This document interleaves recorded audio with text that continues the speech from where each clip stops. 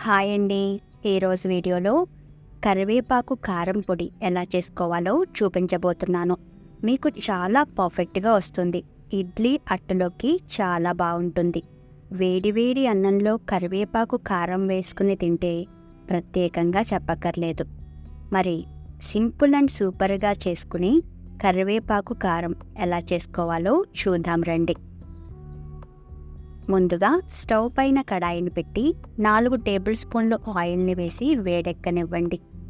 వేడెక్కిన ఆయిల్లో 2 టేబుల్ స్పూన్లు పచ్చిశనగపప్పు, 3 టేబుల్ స్పూన్లు సాయమినపప్పు వేసి దోరగా వేయించండి, లో ఫ్లేమ్ మీద కలుపుతూ.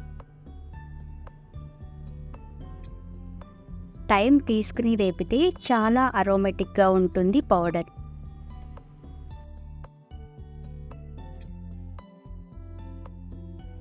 ఇవి సగం పైనే వేగాక అప్పుడు 3 టేబుల్ స్పూన్లు ధనియాలు వేసి వేపుకోండి, కేవలం మీడియం ఫ్లేమ్ మీదే.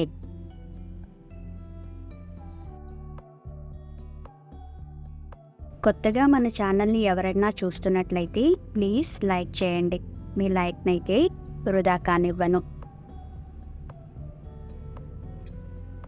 ధనియాలు కూడా బాగా వేగాక అప్పుడు 15 ఎండుమిర్చి వేసి మరో 2 నిమిషాల పాటు వేపుకోండి.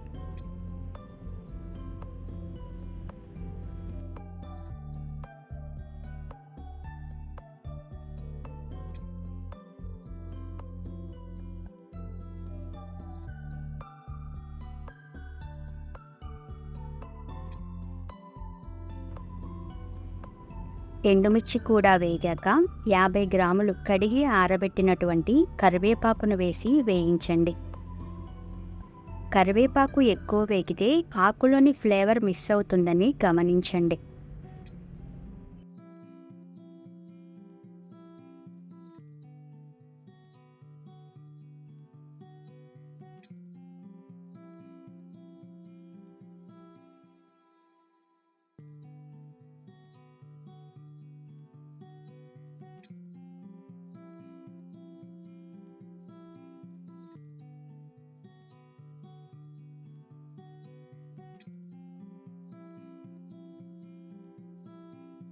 ఇప్పుడు చిన్న నిమ్మకాయంత సైజు చింతపండు, టీ స్పూన్ జీలకర్ర, పావు టీ స్పూన్ పసుపు వేసి 2 నిమిషాల పాటు వేయించి స్టవ్ ఆఫ్ చేయండి.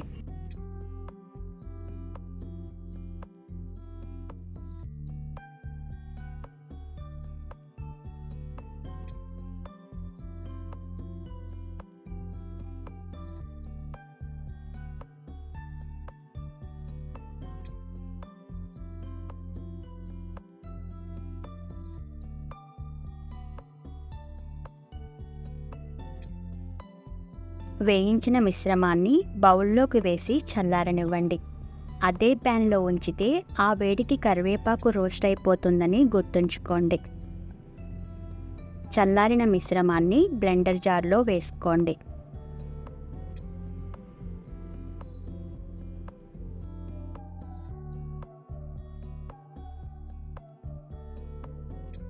ఇందులో రుచికి సరిపడా ఉప్పు, 6-7 వెల్లుల్లి రెబ్బలు వేసి పౌడర్ని చేసుకోండి.